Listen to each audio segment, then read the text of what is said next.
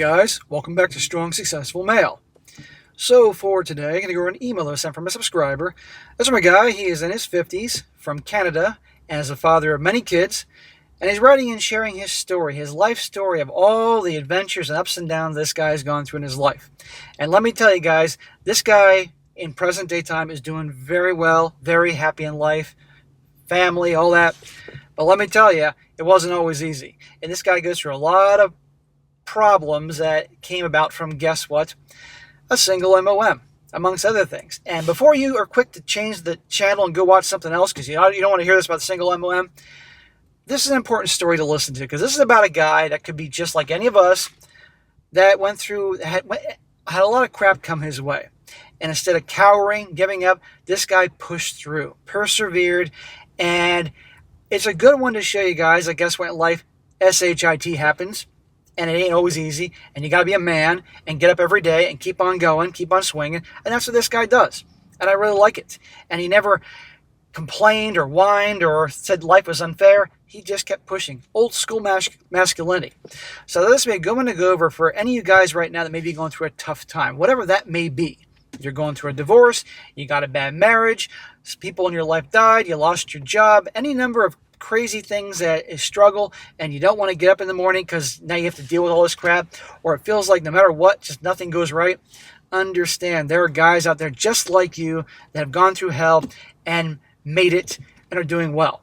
And I want you guys to listen to this half an hour story here to show you that, because this guy goes through a lot, and he's a tough dude, tough old school masculine dude, and to show you it can be done. And maybe listening to this video could give some of you guys some hope to get through another day. And that's what I want, because sometimes it's just about getting through the day.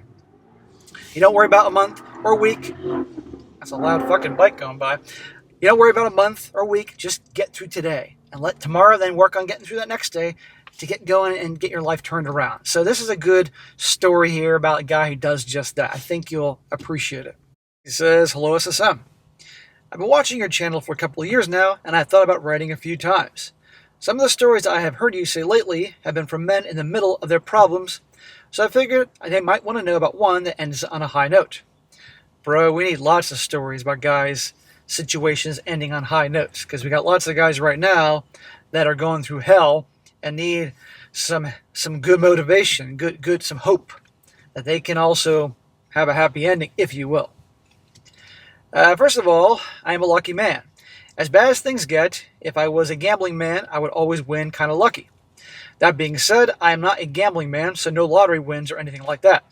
It might be a long story because I'm in my mid-50s, and I was first married as a teenager, but here it goes. You're married as a teenager? Smack! That's the first of many smacks here. Why? But we'll get there. I did meet the love of my life in high school, and as many smacks as you can give me, nothing will change my mind about that. I'm going to give you a many smacks, so I'm not going to waste my time on that one. All of us. Okay, no, not all of us. Many of us. Not that first girlfriend in high school, the first love was the love of your life. The reality is, nothing is going to replace the incredible feelings you have the very first time when you're young and naive and all that. Really. You know, it's kind of like your first pet that truly is yours and that you love like your child. And sadly, one day, as much as you try, nature takes its course and it passes away. You can get other pets in the future and you'll love that pet very much. It's never the same as the first one. It's the same thing with the first love, I think. But anyhow. She was pregnant at 17, so we got married. Smack! Why? Why? You could have been together. You didn't have to get married. I came from a fairly well-off middle-class family in Canada, so we were never wanted for anything, but we both worked good jobs. Times were different in the 80s. She dropped out of school, but I couldn't finish high school and kept a good job that paid enough for food and rent while she was pregnant. I'll give you this, man. You did what you had to do to take care of her and your kid, but when we're all wondering, how do you know this is your kid? But you were doing what a man should do. You take care of shit. So I do respect that. I just don't agree with some of the other areas. I could have worked in the family business, but I wanted to make it on my own. Just before her 18th birthday, my wife was killed in a car accident coming home from her afternoon shift. Holy shit. I'm sorry, man. I'm sure she was a great girl, but just getting married so young, how that works. Holy crap. Now you're 18 with a baby. Oh my God. My mother had the baby at her house, and I was working a few extra hours at night, so I didn't know my wife didn't pick up the baby. I was so tired after going to school all day and then working a 12-hour shift at night that I'd fallen asleep on the couch. Thinking everything was normal, I didn't want to wake my wife and baby, so I didn't even check the bedroom. I was woken up by the police knocking on the door in the morning. Dark times were ahead for me. About a year or so later, I bought a small house. I was 19 at the time, and I wanted to go to college. The price of a mortgage was about the same as renting a room, so I lived in the house and rented out the other rooms to students. Man, you were ahead of your times. That is playing it smart. Clearly you worked a lot, saved enough money for the down payment. It worked out. And yeah, that's a smart way to go if you didn't mind having another dude as roommates, which, let's be honest, we all did at some point when we were young. The house and the college were 3 hours away from my home city, and my mom was willing to look after my son while I was gone. I went to college for a degree in computer programming. Wow. Talk about great support from your family, because that doesn't always happen. I came back on weekends to work at the family business and see my son, but most of the days were just a drunken blur of pity and self-doubt. College is easy, but if you ask me now what I learned, I could say nothing. There were different languages and styles of programming, but I can't remember any of them now, and I never used a computer for anything other than games or emails after college, though some of the classmates made huge money planning and preparing for Y2K. Was the old, I think I remember those old programming languages. I mean, in high school I had to take a couple of those. I knocked around with a couple of women while in college, but nothing special, and by the second date, they'd be told that I had already lost my soulmate, and I was not looking for anything long-term. By 22, owning my own house and working a good job for a family business, and not looking like Shrek, I guess I was considered a catch even as a single dad. You're darn right you were. I had to rent out my house as it was 3 hours away from the job, and I was working 10 to 12-hour days, so adding 6 hours of commute was impossible. I started dating a single mom of 2 younger boys, but she was told about my soul belonging to someone else early in this relationship. Smack! A single MOM? I'm so sorry what happened to your first wife. I disagree that you should have got married so young, but hey, I'm sure she was an awesome gal, really. But then a single mom of 2 kids? Now, some people probably could say that back then he probably thought, well, that makes sense. I'm a single dad. She's a single mom. But I noticed that single dads have their shit together way more than the single moms, as well, or shall I say most. My son and her oldest were only a month different in age, and I think I was looking for a mother to share my son more than I was looking for a woman myself. Possibility. I hated being a landlord with my house 3 hours away and renting an apartment for myself to live in. So I sold the house and bought one in my home city. I've been dating the single mother for about 2 years at that point, so she helped me pick out the house and we moved in together. He goes, yeah, I know, smack. Yeah, smack. Let me guess. Something big enough that you don't really need amongst many other things. She knew more about school zones and public parks and distance to grocery stores and a ton of other things that I never considered at all. I said, as long as there is a big garage, because I like messing with cars and stuff. So the cute little 3-bedroom, 2-bath that we compromised on had no garage, but there was room to build one. Of course, the number one thing you wanted, it didn't have. Shouldn't have gone for that. After a year living together, we got married in the backyard. Smack! Oh my God. You haven't been with her that long. We never did build the garage. Shocker. Because that's what you want. A few years after that, we had added 3 more boys to the 3 we already had, and life was great. That's a lot of kids, my man. That's a lot of mouths to feed. And no garage. A buddy of mine has turned his entire garage into his man cave, his motorcycle. He has his Harley there on the walls. He has all these cool motorcycle, advertisements and posters and stuff like that. And he's got the fridge with all the beer and all that. I mean, that's where he goes the second he needs a break from the kids and all that.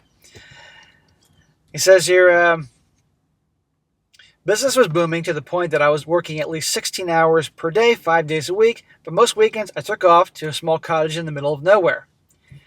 You're a very hard-working young man, but then again, you had to be to take care of all those people. And why did you go off to a cottage in the middle of nowhere? Because you needed some peace and quiet. If you had your garage, you could have gone in your garage. The boys all like fishing, and the wife liked laying on the boat in the sun, so life was really grand. I love my job, so when I say 16 hours a day, it sounds bad, but I really love doing it, so it was not work. Well, as the saying goes, it's something like, if you love what you do, you never work a day in your life, or something like that. I was manager of several warehouses and about 50 trucks. Most of the time was spent in a small satellite warehouse that handled everything that other warehouses refused to handle. I unloaded 80-inch pipes one day and army tanks the next. Or you mean 80-foot pipes one day and army tanks the next. The other warehouses handled skidded freight, but everything I handled, we would have to think about and sometimes plan for days. I got pictures of my kids hanging from the barrels of those tanks, and I'm sure there's still good memory for them. This is your family business. My wife wanted a dog to make her feel safe with me at work all the hours so we adopted a large dog from the shelter.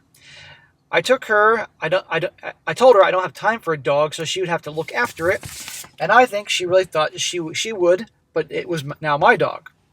We had a large backyard, so instead of walking him, she would just put him in the yard all day, I would end up walking him at 5 a.m. before work and again at 10 p.m. after work. What is she doing during all this? She can't take the dog for a walk? Or one of the kids when they're older can take the dog for a walk? Come on here. Sounds like it's all about her.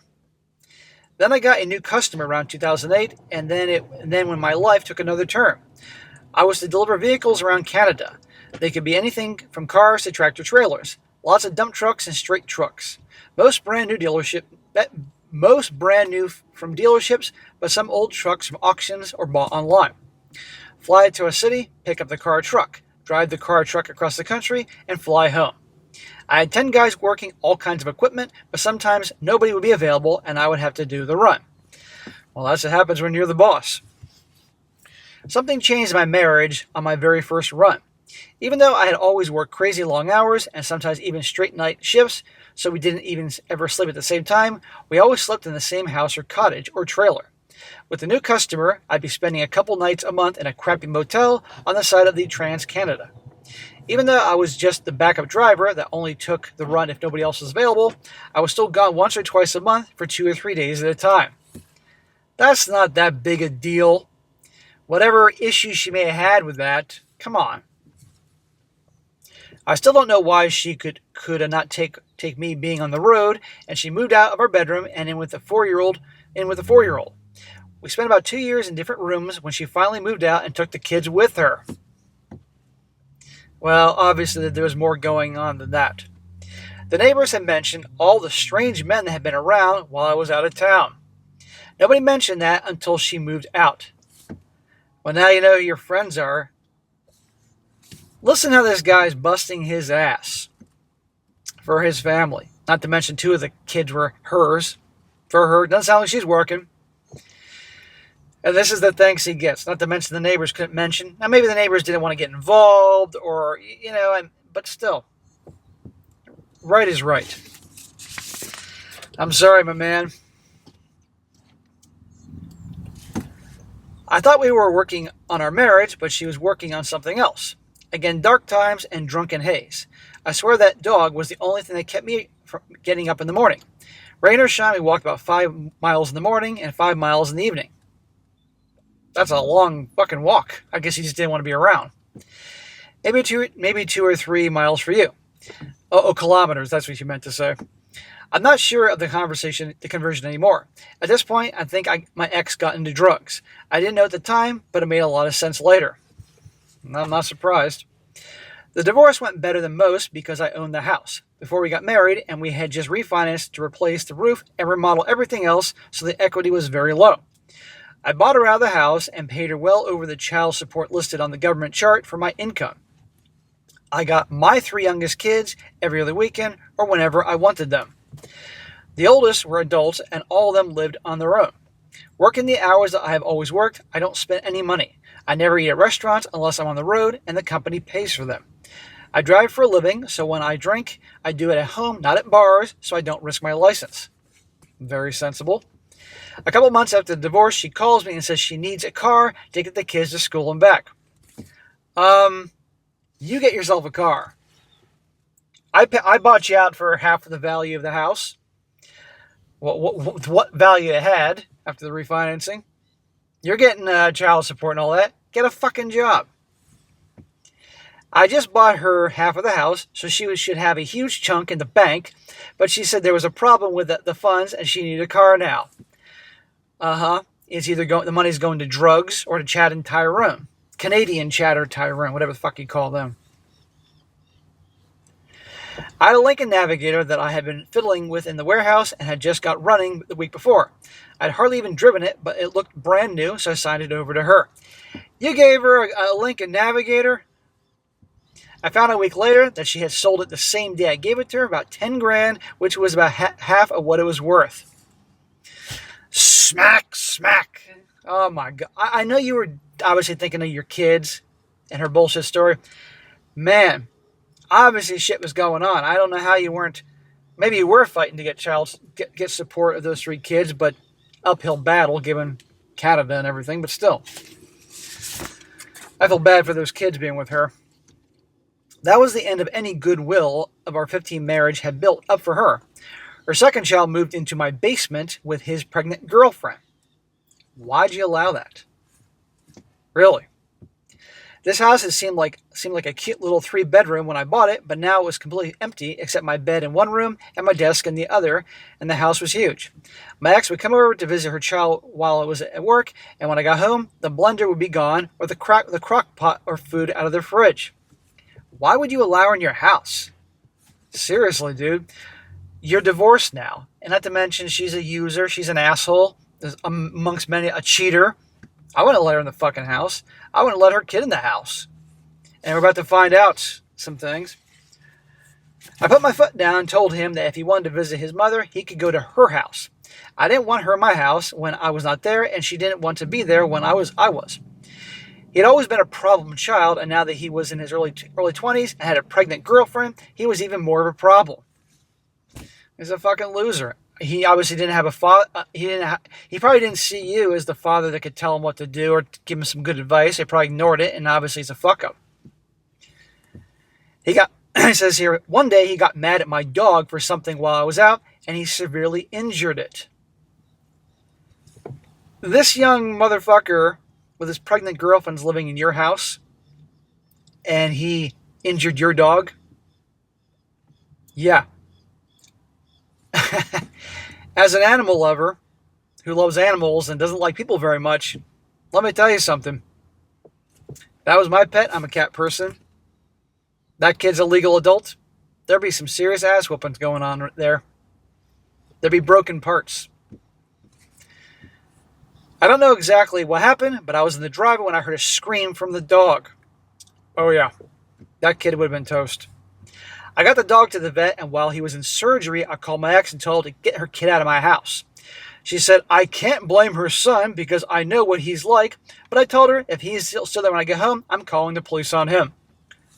Know what he's like. In other words, mommy lets this boy get away with the so-called problems because, well, there's his problems. Yeah, I guarantee you, like, if you were his real father, not a stepfather, you would have taught him we all have problems. Don't give you an excuse to be an asshole. Fucking piece of shit hurting your dog. The dog was in surgery for a few hours and had to spend the night at the vet, but he got better, and I never have seen that child again. I think that kid knew darn well he better run. I'm glad your dog made it out okay. I would kick the shit out of that little fucker. How dare he do that to your dog? Her first child then moved into my basement with his girlfriend. What? Now you're having another one of her kids there? Smack! Come on, dude. Now maybe the first kid is not a problem, but can be a problem. They're adults. I'm sure he could find his own path in life. Why doesn't he go live with her? That went much better. I hope so. I liked his girlfriend, and I didn't smell drugs or find cigarette butts all in my yard. I'm not sure how child support works in your country, but we pay the government, and the government pays the ex here. Oh, hang on here. You tell me you got to pay the government what they say, and then they distribute the money to the ex-wives or the mothers? Something tells me they probably pay them less than what you pay. After about a year, the fourth child decided he wanted to live with me. His mother had moved 3 or 4 times in the year, and he had enough. So this is your biological kid here. Okay. There was a little police involvement with the dumb kid things, and the police told him that they thought his mother was a bad influence, and if he came to live with me, they would drop everything. I was not part of any of those discussions, but I was told by the police afterwards that they thought my home would be a little more stable. I was happy to have him, and a month later, my child support was reduced. Well, that's good. Again, this is your kid. Within the next year, child number 5 and 6 decided they would rather live with me. Well, yeah, they should have been because you have your shit together. Their mother's a piece of garbage. That took a little more court time to change things around, but it was easy enough. A couple of years later, I have all my sons, one stepson, and his wife and daughter living with me. That's a full house, dude. I mean, I guess you just were so used to having people around all the time, it was just too quiet, you know? I mean, if that's what you were okay with, okay. I have not been getting any child support because there is some kind of mix-up with the court's family services. He says men are not supposed to be the ones receiving child support, and they will not take my calls. You heard that right, guys. The guy has all the kids? Nope, he ain't getting child support. But if the woman has the kids, pay up, men. Says here, I was pulled over halfway across the country, and I was told my license had been suspended for unpaid child support. What? I had a great time flying another driver out to finish my delivery and flying myself home. I still could not talk to my caseworker at Family Services, but I could leave a message that I'm sure they never checked. The next week, I received a registered letter that they've taken my driver's license. I think this is my Class 1 in the U.S. It lets me drive tractor trailers, and my pilot's license and my passport. Man, fucking vicious. It was lost through the bureaucracy of Canada, the fact that you didn't have to pay any fucking money. Driver's license, regular license to drive commercial vehicles, pilot's license, and passport. Yep. I think they took my boater's license as well, but I'm not sure. Even though I had a court order that the kids live with me, and I was supposed to be receiving the child support, they showed me as over $40,000 in arrears. I was in the courthouse with the ex in a meeting with a court mediator about the arrears, and they asked me to call Family Services to get a copy of my schedule of payments. I put it on speaker, and they told me that they were not allowed to give me the full outline, but they could tell me the balance I owed. In other words, they're not going to itemize and give you the details of it. They're just going to give you a number and say pay. How nice. They could not put me through to my caseworker because he was out of the office that day. Oh, what a coincidence. When I hung up, my ex called on speaker, and they put her through in the same caseworker right away. He faxed over a copy of all payments made over the last 4 years, and when I started falling into arrears. It turns out it was right about the time that I got custody and was supposed to be receiving the payments. Yeah, you weren't supposed to be paying. She was supposed to be paying. The ex said that she had been paying but had no proof and nobody else cared but me, so the court dropped it. Of course. With the court order, I was able to remove all my arrears, but I never did see a dime from her. I never got my pilot's license or my passport back. I had to do a driver's exam to get a car license, even after the courts figured out it was $40,000 that she owed me, not the other way around. I don't think they ever tried to get anything from her. Of course not, because you're the guy. Remember, gentlemen, these are examples. Just be aware of these things before you know. In 2016, I was in a car accident. God, good God, man. You're like Job from the Bible. It's like, what else, God? You and the devil taking bets over my loyalty here? More shit this guy goes through. This goes to show you guys, life ain't always sunshine and rainbows. It's just one fucking thing after another, but you gotta be tough to push through. 2016, I was in a car accident. I was hit from behind at a red light. Some kid probably texting didn't even see me and pushed my pickup truck through the intersection. Luckily, there were no cars coming the other way. I was 46 years old at the time and lost most of the use of my right arm. Holy shit. I would sue that little fucker for everything he had, or shall I say his parents, because you know what? Fuck him. My main skills are driving rigs or forklifts or planes, all of which require a right arm. So this jeopardizes your ability to earn the income you earn and do your job. I was unable to keep the business running and it collapsed. Oh my God. About 60 good men and women lost their jobs, but I try my best to get them hired with my competitors. Well, I'm curious why you couldn't have hired somebody maybe to... You own the business, it sounds like. You could hire someone to do your job. You'd make a hell of a lot less, but something's better than nothing, I guess. And I don't know. We could go back and forth on the what ifs. It doesn't matter at this point, but they lost their jobs. I did my best to get them hired at competitors. Car accidents in Canada are not like the U.S. The maximum insurance payout is $200,000. You got $200,000. That's nice and all, and I'm sure that I'm hoping that was tax free. But look at all the lost earnings you lost because you can no longer do what you once did. But our guy here perseveres.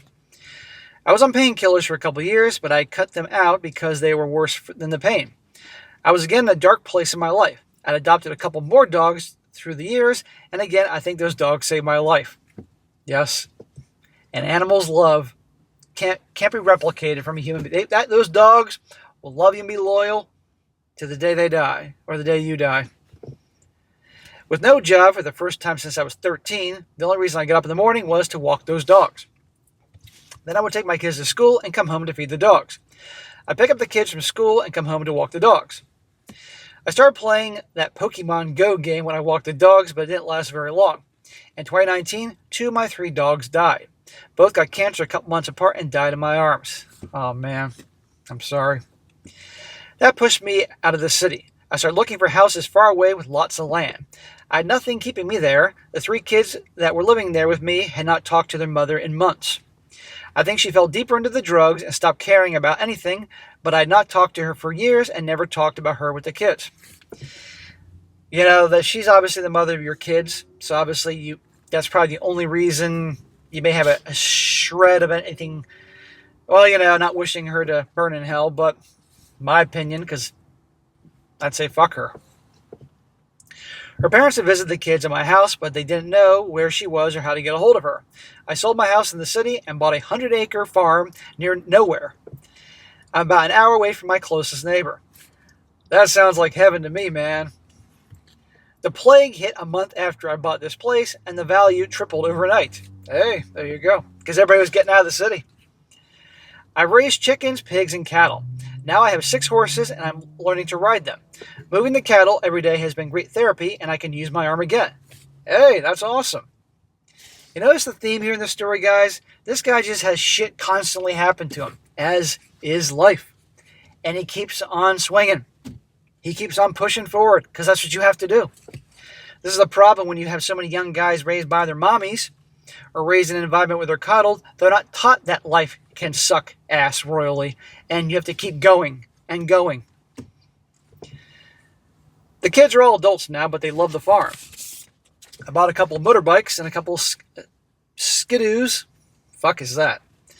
Last year I took a ride across the country. I have to ice my shoulder at night in those same crappy motels I used to stay as a truck driver, but I wake up every morning looking forward to the day. My last dog passed away about a year after we moved here, but I'm so glad he got to run around the farm and play like he was still a puppy. Well, that's cool. I'm sorry about your dog. Shortly after he died, a dog showed up on my doorstep. Wow. It's like a sign from heaven. The Lord knew you needed a dog. I think due to the plague that hit us all in 2020, someone that lost their job could not afford it to look after her and just dropped her off in the country. That pisses me the fuck off. You hear stories or see little videos on YouTube popping up where people abandon their freaking dogs in the middle of nowhere or right in the middle of the street and the dog chases after the car. That is horrible. I get people struggle and go through hard times, but there are other ways, you know? I would go without food. I live in my car. And no, I don't live in my car, guys. I have a fucking house. If it meant that I kept my cats and could feed them and take care of them. Anyhow, but you got a dog.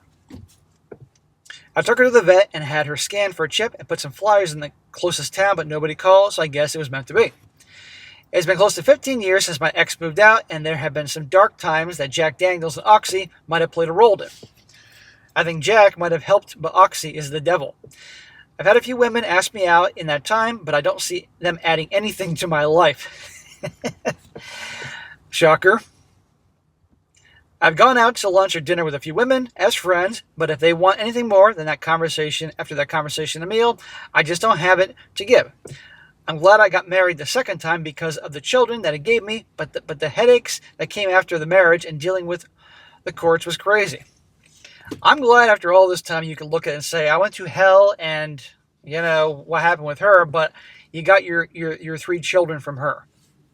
I'm glad you have them, and I'm sure they're great kids. Every morning when I get up to walk my fence line with my dog, I'm smiling and loving life. Every other day when I move my cattle from one field to another, I'm smiling. I don't have pigs anymore but when I did, I laughed at them getting out and me having to chase them through the woods and talk them into coming back because there was no way to drag a 400-pound pig anywhere she does not want to go. I had not rode my motorcycle since I was in grade 7 or 8, and that was probably 125 cc's or smaller, but now I can just jump on my Harley and have a breakfast in another province if I want. I have a couple pickup trucks I'm working on in my huge garage. He has a garage now. I'm never in a rush to do anything now that I have left the rat race behind. As long as I can sell a couple head of beef every spring, I'm covered for expenses for the year. When my ex left me, I thought my life was over. Not because of her, but my children were everything to me. After they came back to me, my life was perfect and it has only gotten better. That's wonderful, man. You deserve happiness. My youngest has made the comment that my photo album on my phone has more pictures of cows than him, but I told him he should help move the cows more and he would get in the pictures. If you got this far, thank you for reading. I love what you're doing for young men out there, and I hope a story as dark as mine can let them know if you push through and find a reason to keep pushing, things will get better. For me, all it took was a dog I never wanted needing me to take him out for a walk. Well, there you go. Well, bro, you have been through hell. And let's be honest here, you may have days of hell come up because that's just life. But I'm really impressed how just one thing after the other and you just kept pushing through because that's life. Again, this is what a lot of young guys aren't taught because so many kids nowadays, boys and girls, are so coddled by their parents. Especially boys that are raised with, there's a divorce and mom gets them and mom wants to make it easy on her little prince and, life is fucking hard. And usually when it rains, it goddamn pours. Pardon me for the blasphemy. I tend to curse sometimes. Gets out of hand for you religious guys. But I'm glad you're doing well. And I'm glad you have a great relationship with your kids. And yeah, you didn't want the dog initially because she wanted it, but that really helped you. And now, so I'm really glad your life's going well. And there's a lot of things to learn here. And I'm sorry that you got married as a teenager and I disagreed with that. But, you did what you felt was right then. And it sounded like she was a great girl.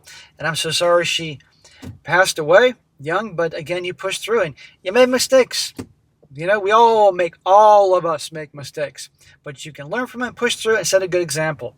And sooner or later, one of these days, you're going to become a grandpa because I'm sure one of your boys is going to get married one day and have kids.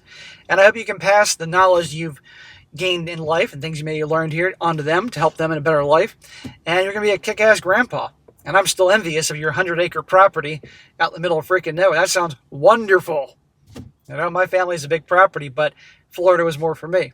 And any of you guys live in South Florida know, well, houses are close together. But fortunately, a lot of the houses down where I am, and mine is built like a fortress, so you never hear the neighbors. I live in a neighborhood now that I would say 2% of the time your neighbors are there. Other than that, it is quiet as a tomb, which I prefer. But anyhow, enough about me. Good story, man. Nothing outrageous, nothing crazy, but just a guy going through shit and surviving. And we all need to hear this. So for all you guys out there that are struggling, going through shit in your lives, it's okay. It's okay to struggle. It's okay to feel like all is lost. Keep pushing. Don't give up. The sun will come out tomorrow, or whatever the fuck that song was. What the hell was that shit? Annie? I had to see that in music class in the 7th grade, so yeah, I know that. But the sun will come out tomorrow. Keep on going. Keep on swinging. Keep on pushing. You're going to be okay. All right, guys, that's it for today. Be sure to comment down below. Let me know what you think about this. Be sure to like the video, share with your friends, and subscribe. I'll catch you next time.